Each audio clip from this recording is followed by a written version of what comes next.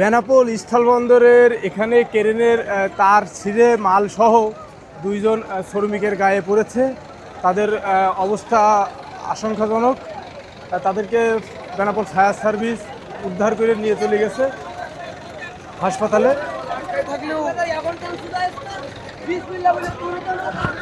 কি হয়েছে আমরা একটু শোনার চেষ্টা করব।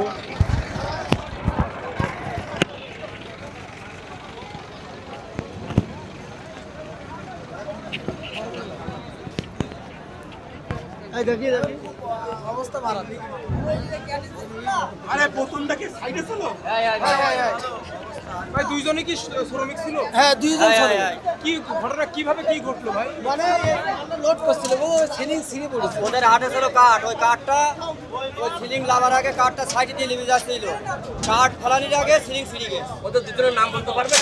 না, নাম আমি সব বলতে পারবো না। দর্শক আপনারা দেখছিলেন এখানে কিন্তু প্রচুর পরিমাণ মানুষ জড়ো হয়েছে।